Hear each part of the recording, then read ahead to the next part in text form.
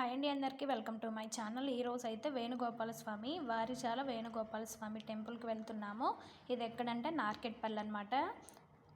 ముందుగా ఇలా ఎంట్రన్స్లో నుంచి లోపలికి వెళ్తే ఒక 3 కిలోమీటర్స్ వెళ్తే ఇట్లా గుట్ట పైన అనమాట. గుట్ట పైనకి కూడా రోడ్డు వేశారు.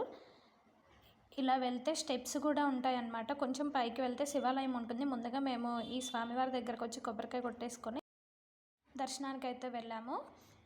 ఈ టెంపుల్ అయితే చాలా బాగుంది. గుట్ట పైన వ్యూ కూడా చాలా బాగుందన్నమాట. చూడండి, మొత్తం చూపిస్తాను మీకు. ఇది కళ్యాణ మండపం. అలాగే స్టెప్స్ ఎక్కి పైకి వెళ్తే మనకి కుడివైపున హనుమాన్ టెంపుల్ ఉంటుందన్నమాట.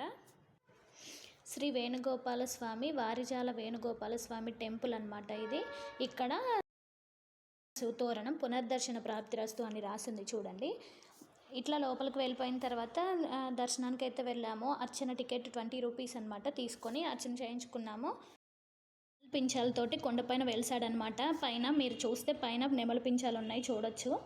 అలాగే ఉత్సవ విగ్రహాలు కూడా ఉన్నాయి. ఎప్పుడైనా ఇట్లా శ్రీకృష్ణాష్టమికి ప్రతి పౌర్ణమికి ఇక్కడ ఉత్సవాలు జరుపుతారు. ఇక్కడైతే పూజ కంప్లీట్ అయిపోయింది. ఇంకా తర్వాత ప్రసాదం తీసుకొని తర్వాత శివాలయానికి అయితే వెళ్ళాము. వైపు ఉంటుంది శివాలయం అనేది. అక్కడికి వచ్చాము. తర్వాత దర్శనం చేసుకున్నాము.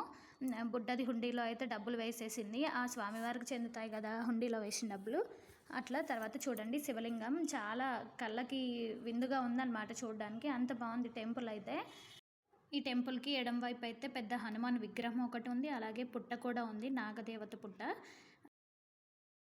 శివాలయం ముందు వైపు చూడండి, శివుడు నటరాజస్వామి రూపంలో ఉన్నాడు. అలాగే ఇల్లు పేర్చారనమాట. చాలా ఇల్లు పేర్చాడు. ఇక్కడ మొక్కేసుకుంటే అవుతుందని ఒక నమ్మకం. ఇదండి టోటల్గా ఈ టెంపుల్ గురించి. ఈ వీడియో ఫస్ట్ టైం చూసే వాళ్ళకి హెల్ప్ అవుతుంది అనుకుంటున్నాను.